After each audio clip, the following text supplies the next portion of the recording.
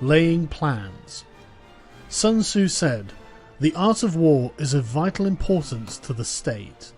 It is a matter of life and death, a road to either safety or to ruin. Hence it is a subject of inquiry which can on no account be neglected. The art of war, then, is governed by 5 constant factors, to be taken into account in one's deliberations when seeking to determine the conditions obtaining in the field. These are 1. The moral law, 2. Heaven, 3. Earth, 4. The commander, 5. Method and discipline." The moral law causes people to be in complete accord with their ruler, so that they will follow him regardless of their lives, undismayed by any danger. Heaven signifies night and day, cold and heat, times and seasons. Earth comprises distances great and small, danger and security, open ground and narrow passes, and the chances of life and death. The commander stands for the virtues of wisdom, sincerely, benevolence, courage and strictness. By method and discipline are to be understood the marshalling of the army in its proper subdivisions, the graduations of rank among the officers, the maintenance of roads by which supplies may reach the army, and the control of military expenditure. These 5 heads should be familiar to every general. He who knows them will be victorious. He who knows them not will fail. Therefore, in your deliberations, when seeking to determine the military conditions, let them be made the basis of a comparison, in this wise: which of the 2 sovereigns is imbued with the moral law? Which of the 2 generals has the most ability? With whom lies the advantages derived from heaven and earth? On which side is discipline most rigorously enforced? Which army is stronger? On which side are officers and men more highly trained? In which army is there the greater constancy in both reward and punishment? The general that hearkens to my counsel and acts upon it will conquer. Let such a one be retained in command. The general that hearkens not to my counsel, nor acts upon it, will suffer defeat. Let such a one be dismissed. While heading the profit of my counsel, avail yourself also of any helpful circumstances over and beyond the ordinary rules. According as circumstances are favourable, one should modify one's plans. All warfare is based on deception. Hence, when able to attack, we must seem unable. When using our forces, we must seem inactive. When we are near, we must make the enemy believe that we are far away. And when far away, we must make him believe that we are near. Hold out baits to entice the enemy, feign disorder and crush him. If he is secure at all points, be prepared for him. If he is superior in strength, evade him. If your opponent is of choleric temper, seek to irritate him. Pretend to be weak, that he may grow arrogant. If he is taking his ease, give him no rest. If his forces are united, separate them. Attack him where he is unprepared, appear where you are not expected. These military devices, leading to victory, must not be divulged beforehand. Now the general who wins a battle makes many calculations in his temple ere the battle is fought. The general who loses a battle makes but few calculations beforehand. Thus do many calculations lead to victory, and few calculations lead to defeat. How much more no calculation at all? It is by attention to this point that I can foresee who is likely to win or lose. 2. Waging war. Sun Tzu said, "In the operations of war, where there are in the field 1,000 swift chariots, as many heavy chariots, and 100,000 mail-clad soldiers, with provisions enough to carry them 1,000 li, the expenditure at home and at the front, including entertainment of guests, small items such as glue and paint, and sums spent on chariots and armour, will reach the total of 1,000 ounces of silver per day. Such is the cost of raising an army of 100,000 men. When you engage in actual fighting, If victory is long in coming, then men's weapons will grow dull and their ardour will be dampened. If you lay siege to a town, you will exhaust your strength. Again, if the campaign is protracted, the resources of the state will not be equal to the strain. Now, when your weapons are dulled, your ardour dampened, your strength exhausted and your treasure spent, other chieftains will spring up to take advantage of your extremity. Then no man, however wise, will be able to avert the consequences that must ensue. Thus, though we have heard of stupid haste in war, cleverness has never been associated with long delays. There is no instance of a country having benefited from prolonged warfare. It is only one who is thoroughly acquainted with the evils of war that can thoroughly understand the profitable way of carrying it on. The skillful soldier does not raise a second levy, neither are his supply wagons loaded more than twice. Bring war material with you from home, but forage on the enemy. Thus the army will have food enough for its needs. Poverty of the state exchequer causes an army to be maintained by contributions from a distance. Contributing to maintain an army at a distance causes the people to be impoverished. On the other hand, the proximity of an army causes prices to go up, and high prices cause the people's substance to be drained away.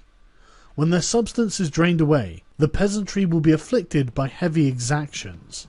With this loss of substance and exhaustion of strength, the homes of the people will be stripped bare, and 3/10 of their income will be dissipated, while government expenses for broken chariots, worn-out horses, breastplates and helmets, bows and arrows, spears and shields, protective mantles, draft oxen and heavy wagons will amount to 4/10 of its total revenue. Hence a wise general makes a point of foraging on the enemy. 1 cartload of the enemy's provisions is equivalent to 20 of one's own, and likewise a single picul of his provender is equivalent to 20 from one's own store. Now, in order to kill the enemy, our men must be roused to anger. That there may be advantage from defeating the enemy, they must have their rewards. Therefore in chariot fighting, when 10 or more chariots have been taken, those should be rewarded who took the first. Our own flags should be substituted for those of the enemy, and the chariots mingled and used in conjunction with ours. The captured soldiers should be treated kindly and kept. This is called using the conquered foe to augment one's own strength. In war then, let your great object be victory, not lengthy campaigns. Thus it may be known that the leader of armies is the arbiter of the people's fate, the man on whom it depends whether the nation shall be in peace or in peril. 3. Attack by stratagem. Sun Tzu said, "In the practical art of war, the best thing of all is to take the enemy's country whole and intact. To shatter and destroy it is not so good. So too, it is better to recapture an army entire than to destroy it. To capture a regiment, a detachment, or a company entire than to destroy them. Hence, to fight and conquer in all of your battles is not supreme excellence. Supreme excellence consists in breaking the enemy's resistance without fighting. Thus, the highest form of generalship is to balk the enemy's plans. The next best is to prevent the junction of the enemy's forces. The next in order is to attack the enemy's army in the field, and the worst policy of all is to besiege walled cities. The rule is not to besiege walled cities if it can possibly be avoided. The preparation of mantlets, movable shelters, and other various implements of war will take up 3 whole months, and the piling up of mounds over and against the walls will take 3 months more. The general, unable to control his irritation, will launch his men to the assault like swarming ants, with the result that 1/3 of his men are slain, while the town remains untaken. Such are the disastrous effects of a siege. Therefore the skillful leader subdues the enemy troops without any fighting. He captures their cities without laying siege to them. He overthrows their kingdom without lengthy operations in the field. With his forces intact, he will dispute the mastery of the empire, and thus, without losing a man, his triumph will be complete. This is the method of attacking by stratagem. It is the rule in war, if our forces are 10 to the enemy's 1, to surround him. If 5 to the enemy's 1, attack him. If twice as numerous, divide our army into 2. If equally matched, we can offer battle. If slightly inferior in numbers, we can avoid the enemy. If quite unequal in every way, we can flee from him. Hence, though an obstinate fight may be made by a small force, in the end it must be captured by the larger force. Now the general is the bulwark of the state. If the bulwark is complete at all points, the state will be strong. If the bulwark is defensive, the state will be weak. There are 3 ways in which a ruler can bring misfortune upon his army. 1. By commanding the army to advance or to retreat, being ignorant of the fact that it cannot obey. This is called hobbling the army. 2. By attempting to govern an army in the same way as he administers a kingdom, being ignorant of the conditions which obtain in an army. This causes restlessness in the soldiers' minds. 3. By employing the officers of his army without discrimination, through ignorance of the military principle of adaptation to circumstances. This shakes the confidence of the soldiers. But when the army is restless and distrustful, trouble is sure to come from other feudal princes. This is simply bringing anarchy into the army, and flinging victory away. Thus we may know that there are 5 essentials for victory. 1.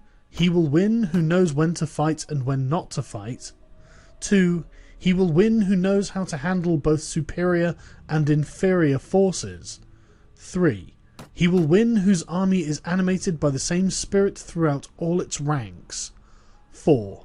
He will win who, prepared himself, waits to take the enemy unprepared. 5. He will win who has military capacity and is not interfered with by the sovereign. Hence the saying, if you know the enemy and you know yourself, you need not fear the result of 100 battles. If you know yourself, but not the enemy, for every victory gained you will also suffer a defeat. If you neither know the enemy nor yourself, you will succumb in every battle. 4. Tactical dispositions. Sun Tzu said, "The good fighters of old put themselves beyond the possibility of defeat, and then waited for an opportunity of defeating the enemy. To secure ourselves against defeat lies in our own hands, but the opportunity of defeating the enemy is provided by the enemy himself. Thus the good fighter is able to secure himself against defeat, but cannot make certain of defeating the enemy. Hence the saying, one may know how to conquer without being able to do it." Security against defeat implies defensive tactics. Ability to defeat the enemy means taking the offensive. Standing on the defensive indicates insufficient strength. Attacking, a superabundance of strength. The general who is skilled in defense hides in the most secret recesses of the earth. He who is skilled in attack flashes forth from the topmost heights of heaven. Thus, on one hand, we have the ability to protect ourselves, on the other, a victory that is complete. To see victory only when it is within the ken of the common herd is not the acme of excellence. Neither is it the acme of excellence when you fight and conquer and the whole empire says, "Well done." To lift an autumn hair is no sign of great strength. To see the sun and moon is no sign of sharp sight. To hear the noise of thunder is no sign of a quick ear. What the ancients called a clever fighter is one who not only wins, but excels in winning with ease. Hence his victories bring him neither reputation for wisdom nor credit for courage. He wins his battles by making no mistakes. Making no mistakes is what establishes the certainty of victory, for it means conquering an enemy that is already defeated. Hence the skillful fighter puts himself into a position which makes defeat seem impossible, and does not miss the moment for defeating the enemy. Thus it is in war that the victorious strategist seeks only battle after the victory has been won, whereas he who is destined to defeat fights first and looks afterwards for victory. The consummate leader cultivates the moral law, and strictly adheres to method and discipline. Thus, it is in his power to control success. In respect of military method, we have firstly, measurement, secondly, estimation of quality, thirdly, calculation, fourthly, balancing of chances, fifthly, victory. Measurement owes its existence to earth, estimation of quality to measurement, calculation to estimation of quality, balancing of chances to calculation, and victory to balancing of chances. A victorious army opposed to a routed one is a pound's weight placed on the scale against a single grain. The onrush of a conquering force is like the bursting of pent-up waters into a chasm 1,000 fathoms deep. 5. Energy. Sun Tzu said, "The control of a large force is the same principle as the control of a few men. It is merely a question of dividing up their numbers." Fighting with a large army under your command is nowise different from fighting with a small one. It is merely a question of instituting signs and signals. To ensure that your whole host may withstand the brunt of an enemy's attack and remain unshaken, this is effected by maneuvers, direct and indirect. That the impact of your army may be like a grindstone dashed against an egg, this is effected by the science of weak points and strong. In all fighting, the direct method may be used for joining battle, but indirect methods will be needed in order to secure victory. Indirect tactics, efficiently applied, are inexhaustible as heaven and earth, unending as the flow of the rivers and streams.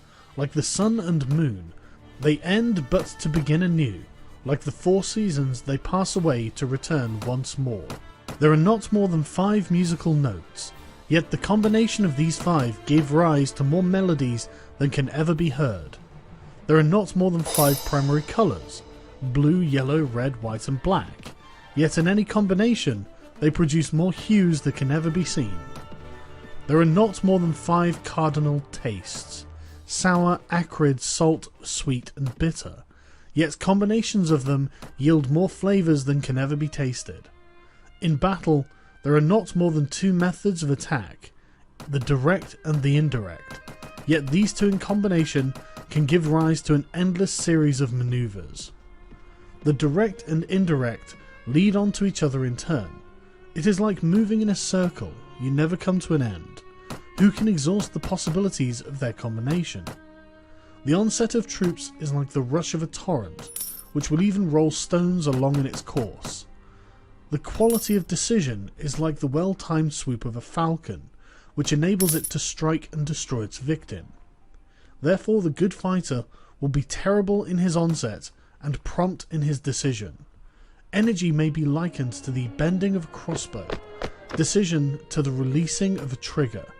Amid the turmoil and tumult of battle, there may be seeming disorder, and yet no real disorder at all. Amid confusion and chaos, your array may be without head or tail, yet it will be proof against defeat.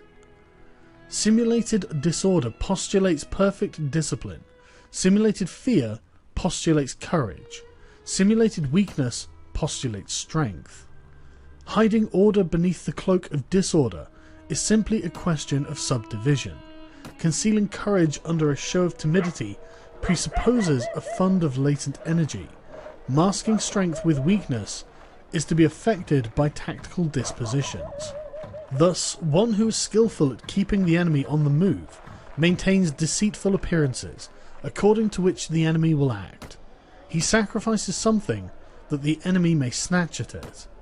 By holding out baits, he keeps him on the march. Then with a body of picked men he lies in wait for him.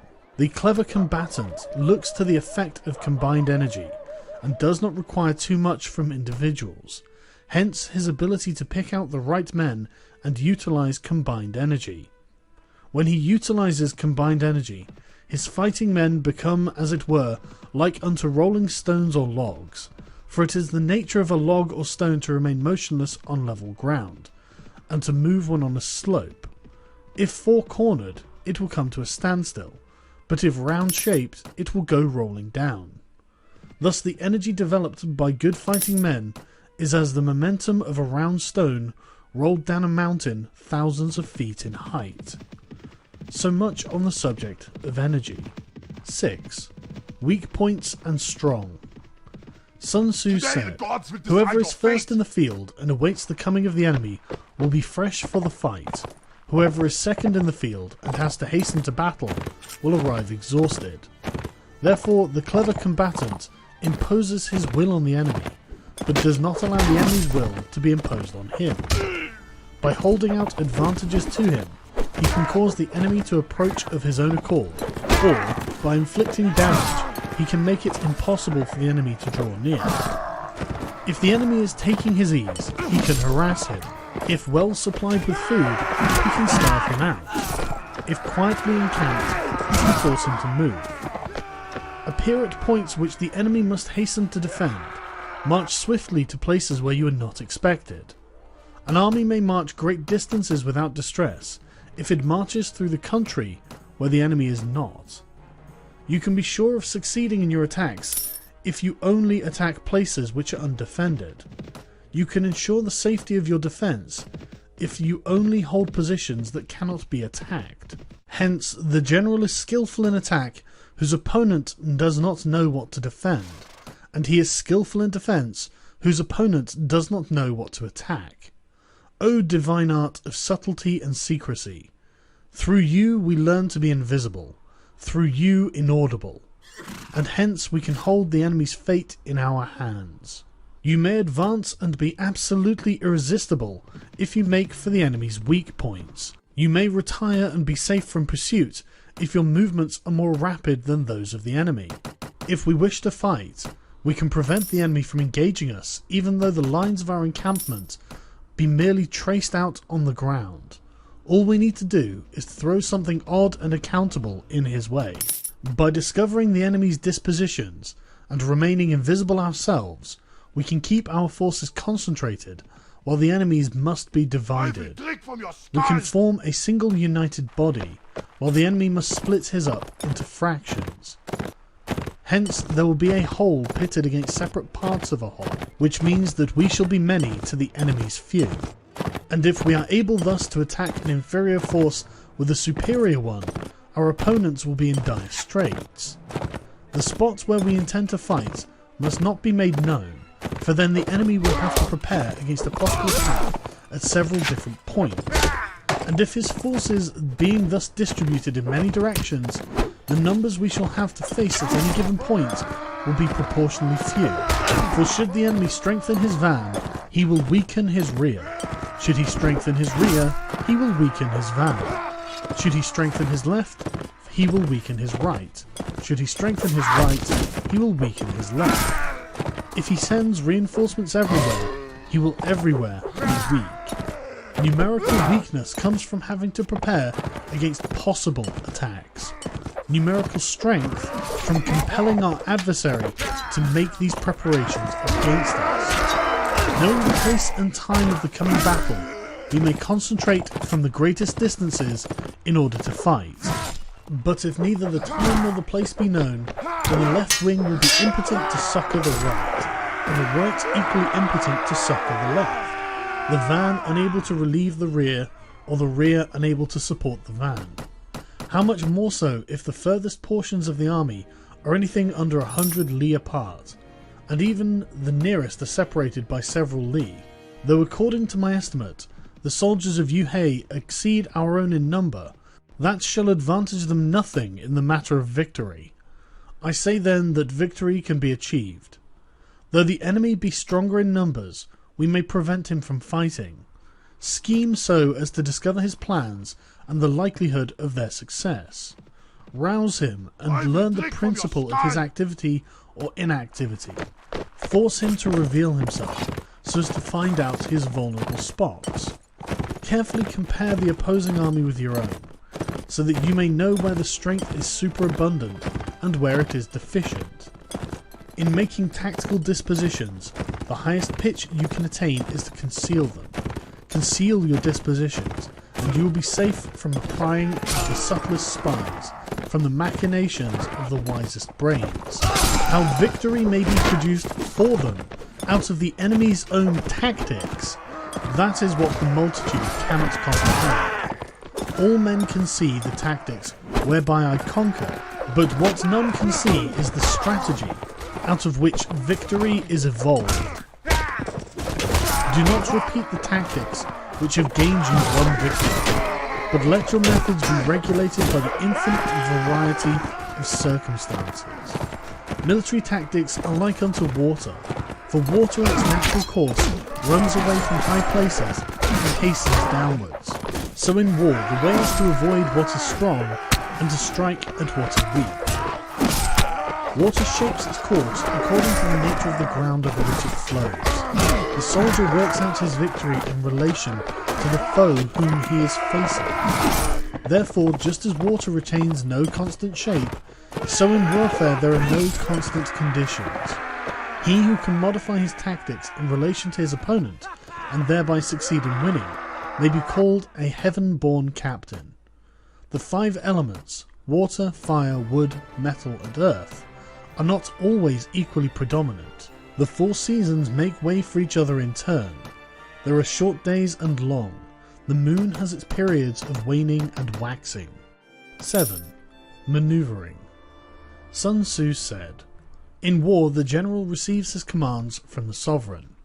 Having collected an army and concentrated his forces, he must blend and harmonize the different elements thereof before pitching his camp. After that comes tactical maneuvering, than which there is nothing more difficult. The difficulty of tactical maneuvering consists in turning the devious into the direct, and misfortune into gain.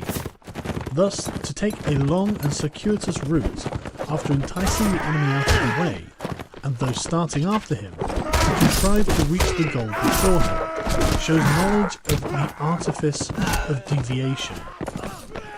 Maneuvering with an army is advantageous, with an undisciplined multitude most dangerous. If you set a fully equipped army in march in order to snatch an advantage, the chances are that you will be too late. On the other hand, to detach a flying column for the purpose involves the sacrifice of its baggage and stores. Thus, if you order your men to roll up their buff coats and make forced marches without halting day or night, covering double the usual distance at a stretch, doing 100 li in order to wrest an advantage, the leaders of all of your 3 divisions will fall into the hands of the enemy. The stronger men will be in front, the jaded ones will fall behind, and on this plan only 1/10 of your army will reach its destination. If you march 50 li in order to outmaneuver your enemy, you will lose the leader of your first division, and only half of your force will reach the goal. If you march 30 li with the same object, 2/3 of your army will arrive. We may take it then that an army without its baggage train is lost. Without provisions, it is lost. Without bases of supply, it is lost. We cannot enter into alliances until we are acquainted with the designs of our neighbours. Not fit to lead an army on the march unless we are familiar with the face of the country, its mountains and forests, its pitfalls and precipices, its marshes and swamps. We shall be unable to turn natural advantage to account unless we make use of local guides. In war, practice dissimulation, and you will succeed. Whether to concentrate or to divide your troops must be decided by circumstances. Let your rapidity be that of the wind, your compactness that of the forest. In raiding and plundering be like fire, is immovability like a mountain. Let your plans be dark and impenetrable as night, and when you move, fall like a thunderbolt. When you plunder a countryside, let the spoil be divided amongst your men. When you capture a new territory, cut it up into allotments for the benefit of the soldiery. Ponder and deliberate before you make a move. He will conquer who has learnt the artifice of deviation. Such is the art of manoeuvring. The Book of Army Management says, "On the field of battle, the spoken word does not carry far enough, hence the institution of gongs and drums. Nor can ordinary objects be seen clearly enough, hence the institution of banners and flags. Gongs and drums, banners and flags, are means whereby the eyes and ears of the host may be focused on one particular point. The host thus forming a single united body, it is impossible either for the brave to advance alone or the cowardly to retreat alone. This is the art of handling large masses of men. In night fighting then, make such use of signal fires and drums, and in fighting by day of flags and banners, as a means of influencing the ears and eyes of your army. A whole army may be robbed of its spirit. A commander-in-chief may be robbed of his presence of mind. Now a soldier's spirit is keenest in the morning. By noonday it has begun to flag, and in the evening his mind is bent only on returning to camp. A clever general, therefore, avoids an army when its spirit is keen, but attacks it when it is sluggish and inclined to return. This is the art of studying moods. Disciplined and calm, to wait the appearance of disorder and hubbub amongst the enemy. This is the art of retaining self-possession. To be near the goal while the enemy is still far from it, to wait at ease while the enemy is toiling and struggling, to be well fed while the enemy is famished. This is the art of husbanding one's strength. To refrain from intercepting an enemy whose banners are in perfect order. To refrain from attacking an army drawn up in calm and confident array. This is the art of studying circumstances. It is a military axiom not to advance uphill against the enemy, nor to oppose him when he comes downhill. Do not pursue an enemy who simulates flight. Do not attack soldiers whose temper is keen. Do not swallow bait offered by the enemy. Do not interfere with an army that is returning home. When you surround an army, leave it an outlet free. Do not press a desperate foe too hard. Such is the art of warfare. 8. Variation in tactics. Sun Tzu said, "In war, the general receives his commands from the sovereign, and collects his army, and concentrates his forces. When in difficult country, do not encamp. In country where high roads intersect, join hands with your allies. Do not linger in dangerously isolated positions. In hemmed-in situations, you must resort to stratagem. In desperate position, you must fight. There are roads which must not be followed, armies which must not be attacked, towns which must be besieged, positions which must not be contested, commands of the sovereign which must not be obeyed." The general who thoroughly understands the advantages that accompany variation of tactics knows how to handle his troops. The general who does not understand these may well be acquainted with the configuration of the country, yet he will not be able to turn his knowledge to practical account. So, the student of war who is unversed in the art of war, of varying his plans, even though he be acquainted with the 5 advantages, will fail to make best use of his men. Hence, in the wise leader's plans, considerations of advantage and of disadvantage will be blended together. If our expectation of advantage be tempered in this way, we may succeed in accomplishing the essential part of our schemes. If, on the other hand, in the midst of difficulties we are always ready to seize an advantage, we may extricate ourselves from misfortune. Reduce the hostile chiefs by inflicting damage on them, and make trouble for them, and keep them constantly engaged. Hold out specious allurements, and make them rush to any given point. The art of war teaches us to rely not on the likelihood of the enemy's not coming, but on our own readiness to receive him. Not on the chance of his not attacking, but rather on the fact that we have made our position unassailable. There are 5 dangerous faults which may affect a general. 1. Recklessness, which leads to destruction. 2. Cowardice, which leads to capture. 3. A hasty temper, which can be provoked by insults. 4. A delicacy of honour, which is sensitive to shame. 5. Over-solicitude for his men, which exposes him to worry and trouble. These are the 5 besetting sins of a general, ruinous to the conduct of war. When an army is overthrown and its leader slain, the cause will surely be found amongst these 5 dangerous faults. Let them be a subject of meditation. 9. The army on the march. Sun Tzu said, "We come now to the question of encamping the army, and observing the signs of the enemy. Pass quickly over mountains, and keep in the neighbourhood of valleys. Camp in high places, facing the sun. Do not climb heights in order to fight. So much for mountain warfare. After crossing a river, you should get far away from it. When an invading force crosses a river on its onward march, do not advance to meet it midstream. It will be best to let half the army get across, and then deliver your attack. If you are anxious to fight, you should not go to meet the invader near a river which he has to cross. Moor your craft higher up than the enemy and facing the sun. Do not move upstream to meet the enemy. So much for river warfare.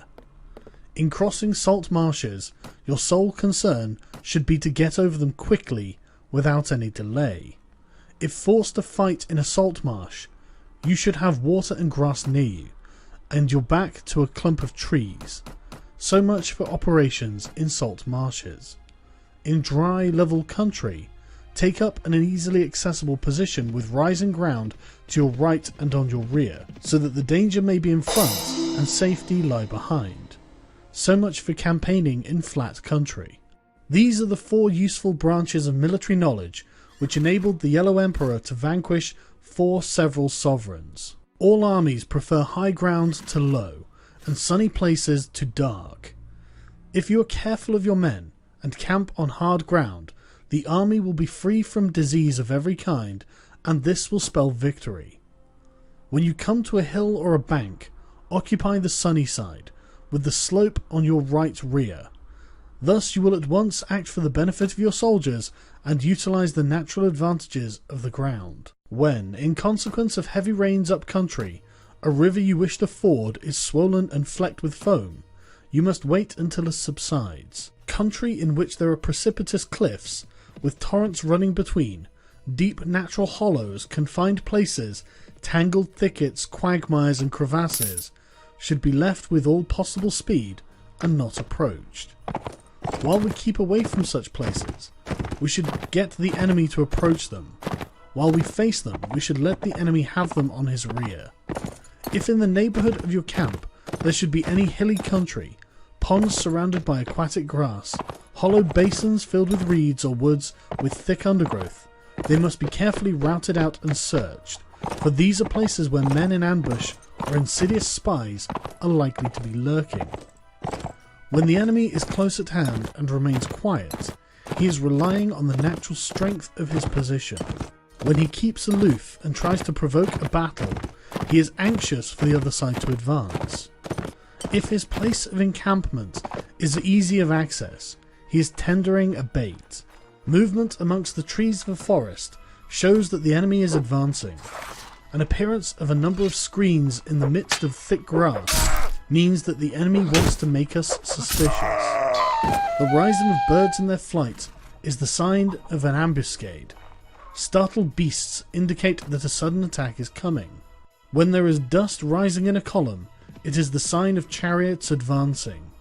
When the dust is low but spread over a wide area, it betokens the approach of infantry. When it branches out in several different directions, it shows that parties have been sent to collect firewood. A few clouds of dust moving to and fro signify that the army is encamping. Humble words and increased preparations are the signs that the enemy is about to advance. Violent language and driving forward as if to the attack are signs that he will retreat. When the light chariots come out first and take up a position on the wings, it is a sign that the enemy is forming for battle. Peace proposals unaccompanied by a sworn covenant indicate a plot. When there is much running about and soldiers fall into rank, it means that the critical moment has come. When some are seen advancing and some retreating, it is a lure. When the soldiers stand leaning on their spears, they are faint from want of food. If those who are sent to draw water begin by drinking themselves, the army is suffering from thirst. If the enemy sees an advantage to be gained and makes no effort to secure it, the soldiers are exhausted. If birds gather on any spot, it is unoccupied. Clamour by night betokens nervousness. If there is a disturbance in the camp, the general's authority is weak. If the banners and flags are shifted about, sedition is afoot. If the officers are angry, it means that the men are weary. When an army feeds its horses with grain and kills its cattle for food, and when the men do not hang their cooking pots over the campfires, showing that they will not return to their tents, you may know that they are determined to fight to the death. The sight of men whispering together in small knots, or speaking in subdued tones, points to dissatisfaction amongst the rank and file. Too frequent rewards signify that the enemy is at the end of his resources. Too many punishments portray a condition of dire distress. To begin by bluster, but to afterwards take fright at the enemy's numbers, shows a supreme lack of intelligence. When envoys are sent with confidence in their numbers, it is a sign that the enemy wishes for a truce. If the enemy's troops march up angrily and remain facing ours for a long time without either joining battle or taking themselves off again, the situation is one that demands great vigilance and circumspection. If our troops are no more in number than the enemy, that is amply sufficient. It only means that no direct attack can be made. What we can do is simply to concentrate all our available strength, keep a close watch on the enemy, and obtain reinforcements. He who exercises no forethought, but makes light of his opponents, is sure to be captured by them. If soldiers are punished before they have grown attached to you, they will not prove submissive, and unless submissive, then will be practically useless. If, when the soldiers have become attached to you, punishments are not enforced, they will still be useless. Therefore, soldiers must be treated, in the first instance, with humanity, but kept under control by means of iron discipline. This is a certain road to victory. If in training soldiers' commands are habitually enforced, the army will be well disciplined. If not, its discipline will be banned. If a general shows confidence in his men, but always insists on his orders being obeyed, the game will be mutual. 10. Terrain. Sun Tzu said, "We may distinguish 6 kinds of terrain, to wit, 1. Accessible ground, 2.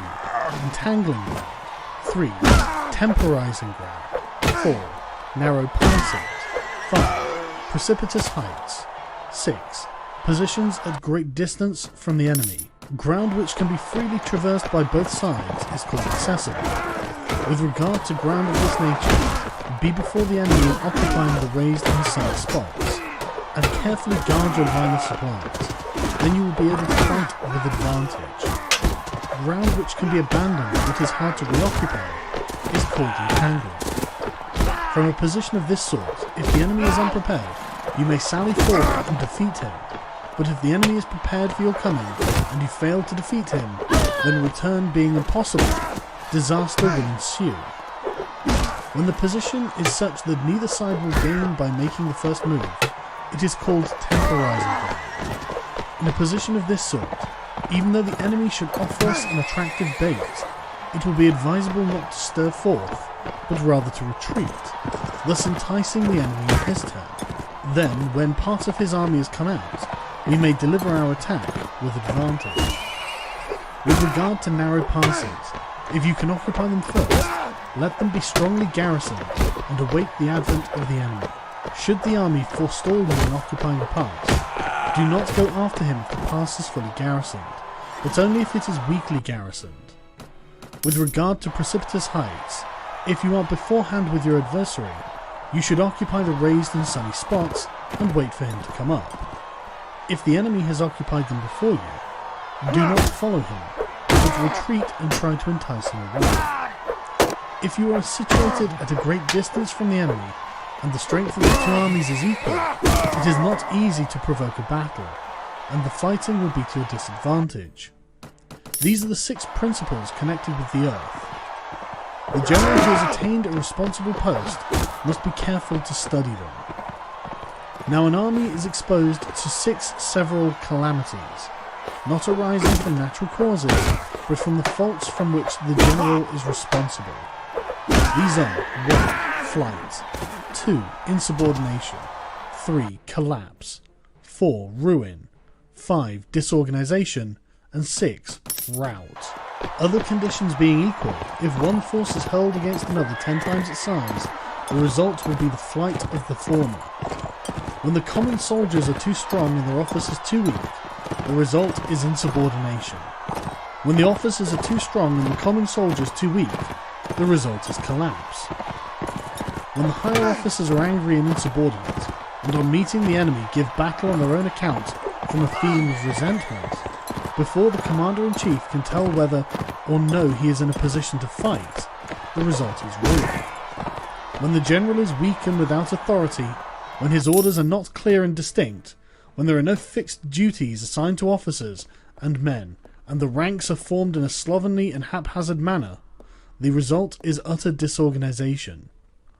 When a general, unable to estimate the enemy's strength, allows an inferior force to engage a larger one, or hurls a weak detachment against a powerful one, and neglects to place picked soldiers in the front rank, the result must be a rout.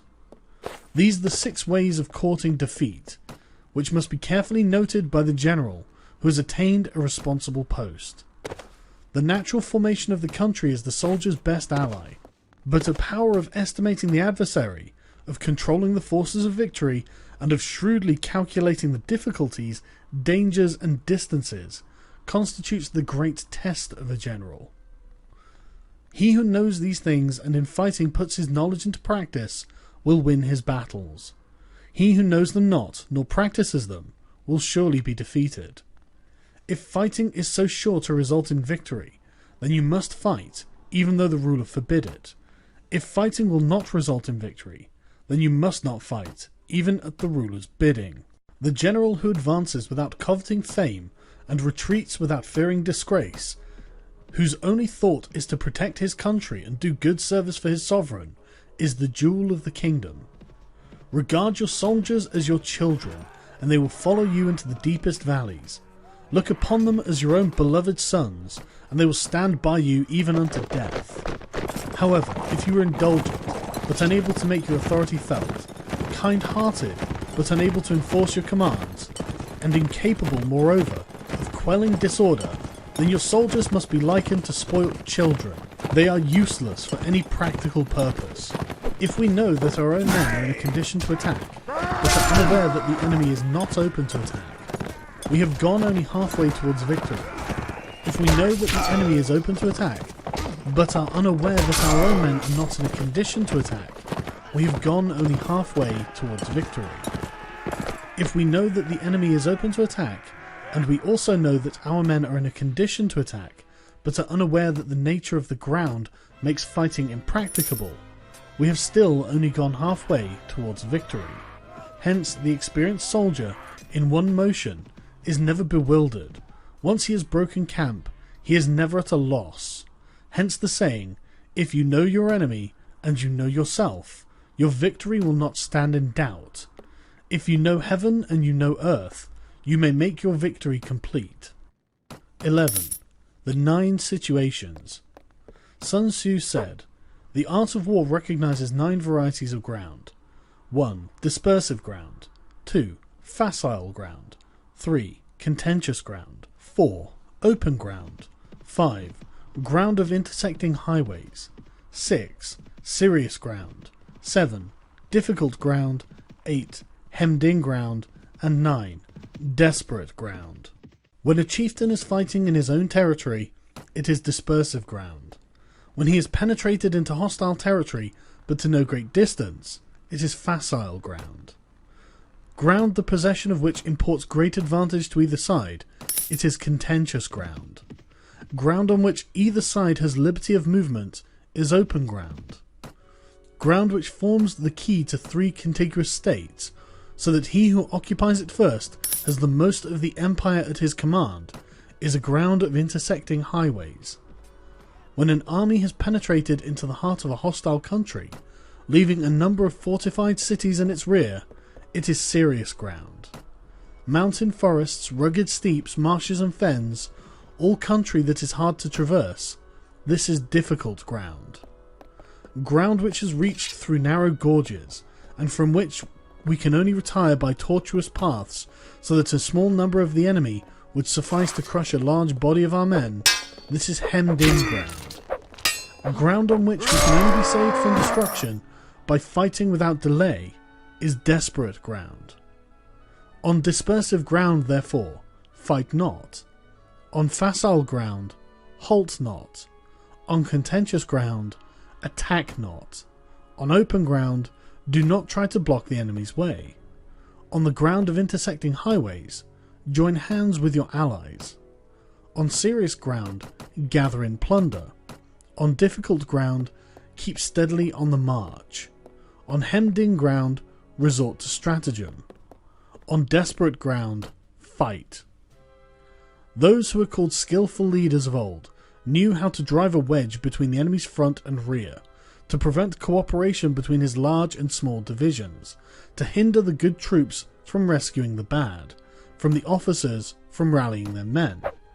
When the enemy's men were united, they managed to keep them in disorder. When it was to their advantage, they made a forward move. When otherwise, they stopped still. If asked how to cope with a great host of the enemy in orderly array and on the point of marching to the attack, I should say, begin by seizing something which your opponent holds dear. Then he will be amenable to your will. Rapidity is the essence of war. Take advantage of the enemy's unreadiness. Make your way by unexpected routes and attack unguarded spots. The following are the principles to be observed by an invading force. The further you penetrate into a country, the greater will be the solidarity of your troops, and thus the defenders will not prevail against you. Make forays into fertile country in order to supply your army with food. Carefully study the well-being of your men, and do not overtax them. Concentrate your energy and hoard your strength. Keep your army continually on the move, and devise unfathomable plans. Throw your soldiers into positions whence there is no escape, and they will prefer death to flight. If they will face death, there is nothing that they may not achieve. Officers and men alike will put forth their utmost strength. Soldiers, when in desperate straits, lose the sense of fear. If there is no place of refuge, they will stand firm. If they are in hostile country, they will show a stubborn front. For if there is no help for it, they will fight hard.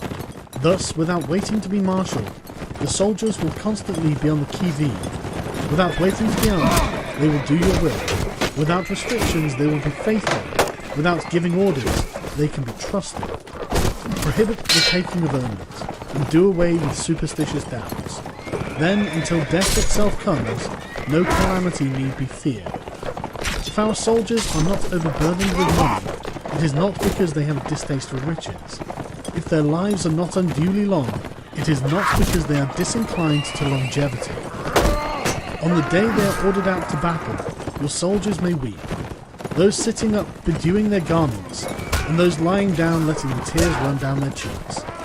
But let them once be brought to bed, and they will display the courage of a Chu or Ki. The skillful tactician may be likened to the Shuai Wan. Now the Shuai Wan is a snake that is found amongst the Chuung Mountains. Strike at its head, and you will be attacked by its tail. Strike at its tail, and you will be attacked by its head. Strike at its middle, and you will be attacked by head and tail both. Asked if an army can be made to imitate the Shuai Wan, I should answer yes, for the men of Wu and the men of Ye are enemies, yet if they are crossing a river in the same boat and are caught by a storm, they will come to each other's assistance, just as the left hand helps the right. Hence, it is not enough to put one's trust in the tethering of horses, and the burying of chariot wheels into the ground. The principle on which to manage an army is to set up one standard of courage which all must reach. How to make the best of both strong and weak, that is a question involving the proper use of ground. Thus the skillful general conducts his army just as though he were leading a single man, willy-nilly by the hand. It is the business of a general to be quiet, and thus ensure secrecy, upright and just, and thus maintain order. He must be able to mystify his officers and men by false reports and appearances, and thus keep them in total ignorance. By altering his arrangements and changing his plans, he keeps the enemy without definite knowledge. By shifting his camp and taking circuitous routes, he prevents the enemy from anticipating his purpose. But at the critical moment, the leader of an army acts like one who has climbed up a height and then kicks away the ladder behind him. He carries his men deep into hostile territory before he shows his hand. He burns his boats and breaks his cooking pots like a shepherd driving a flock of sheep. He drives his men this way and that, and knows nothing whither he is going. To muster his host and bring it into danger, this may be termed the business of a general. The different measures suited to the 9 varieties of ground, the expediency of aggressive or defensive tactics, the fundamental laws of human nature, these are the things that must most certainly be studied. When invading hostile territory, the general principle is that penetrating deeply brings cohesion, but penetrating but a short way means dispersion. When you leave your own country behind and take your army across an even territory, you find yourself on critical ground. When there are means of communication on all 4 sides, the ground is one of intersecting highways. When you penetrate deeply into a country, it is serious ground, but when you penetrate a little way, it is facile ground. When you have the enemy's strongholds on your rear and narrow passes in front, it is hemmed-in ground. Where there is no place of refuge at all, it is desperate ground. Therefore, on dispersive ground, I would inspire my men with unity of purpose. On facile ground, I would see to it that there is close connection between all parts of my army. On contentious ground, I would hurry up my rear. On open ground, I would keep a vigilant eye on my defences.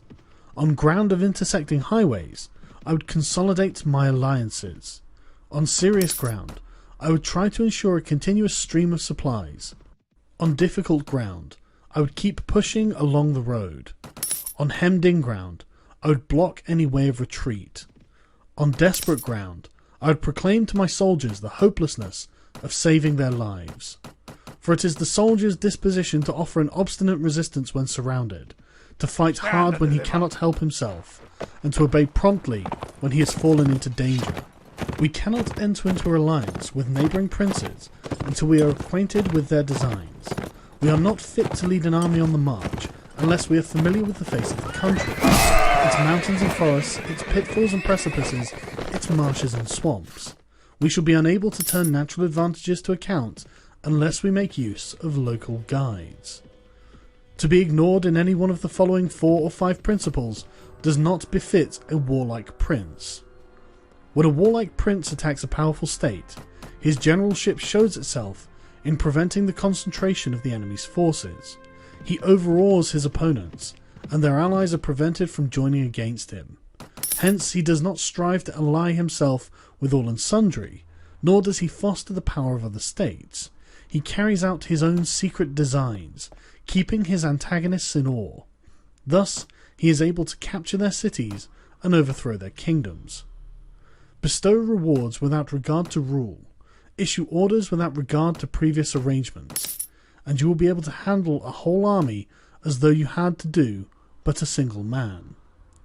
Confront your soldiers with the deed itself. Never let them know your design. When the outlook is bright, bring it before their eyes, but tell them nothing when the situation is gloomy. Place your army in deadly peril, and it will survive.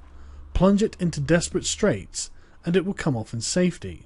For it is precisely when a force has fallen into harm's way that it is capable of striking a blow for victory.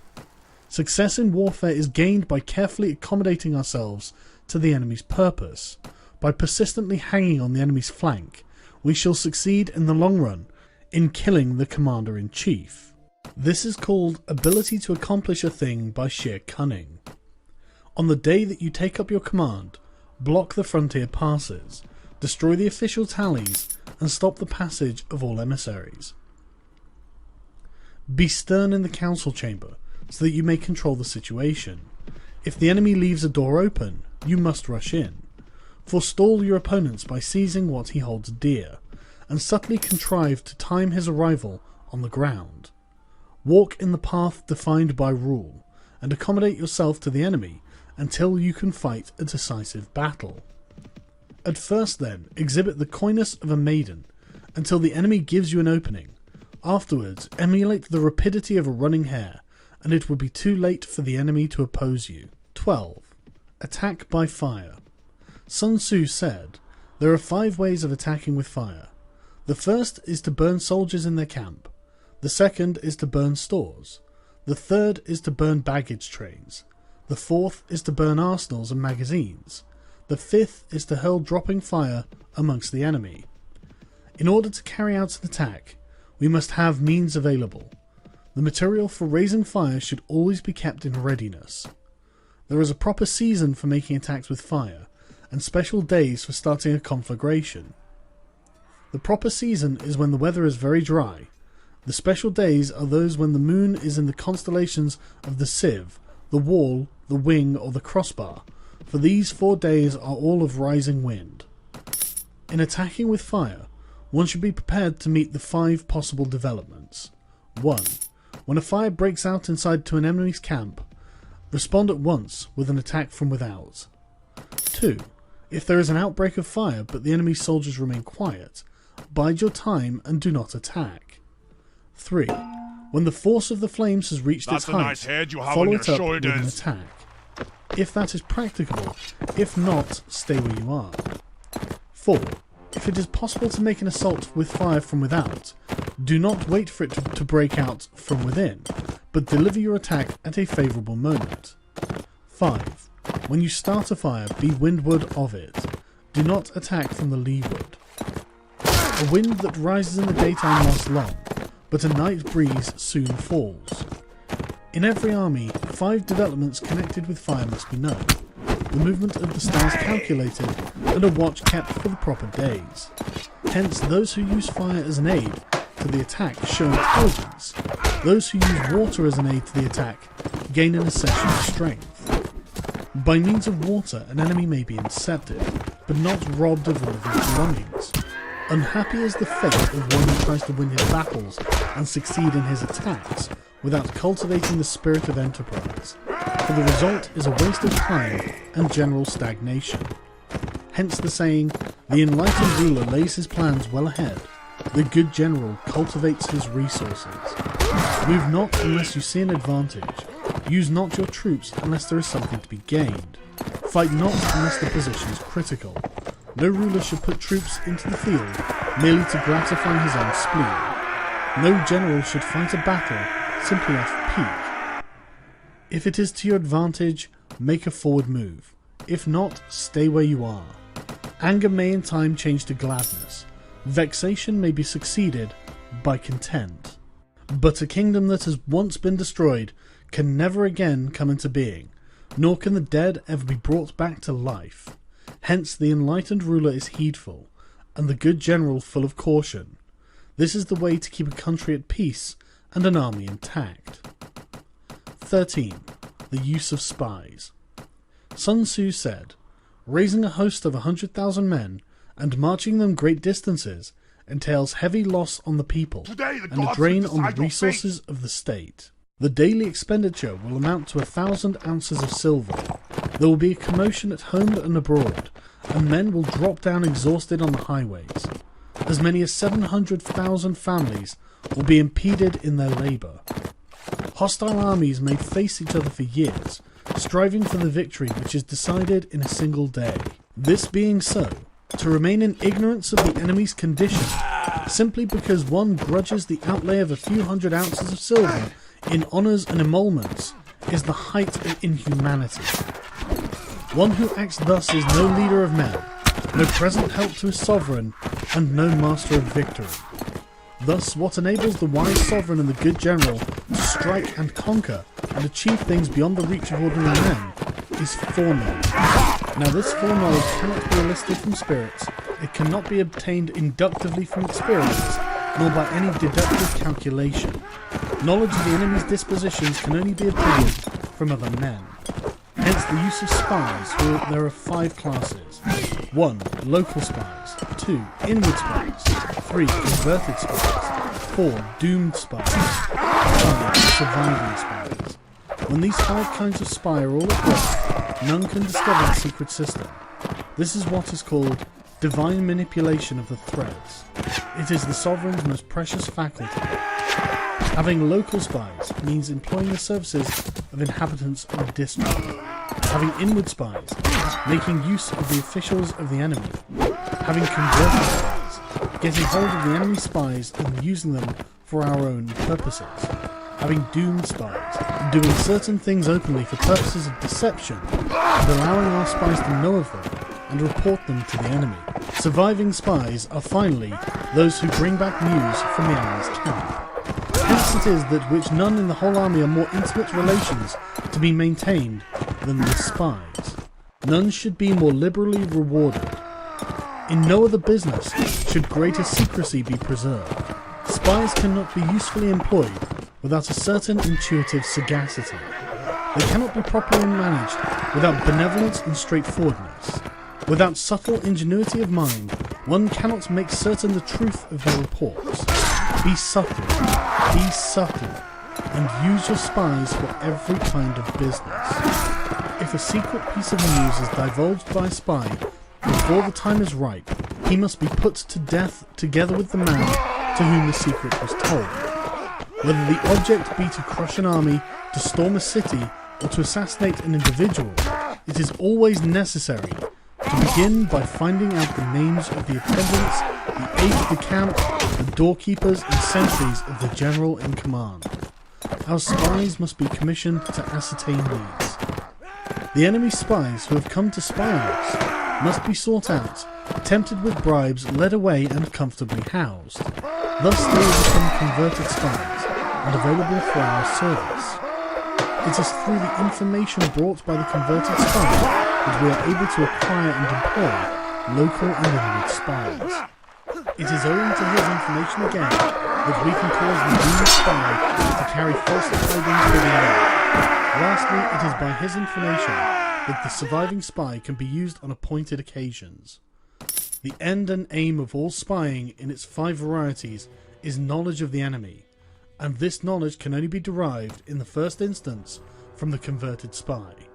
Hence it is essential that the converted spy be treated with the utmost liberality. Of old, the rise of the Yin dynasty was due to Ai Chi, who had served under Hisa. Likewise, the rise of the Chu dynasty was due to Liu Ya, who had served under Yin. Hence, it is only the enlightened ruler and the wise general who will use the highest intelligence of the army for purposes of spying and thereby achieve great results. Spies are a most important element in wartime because on them depends an army's ability to move.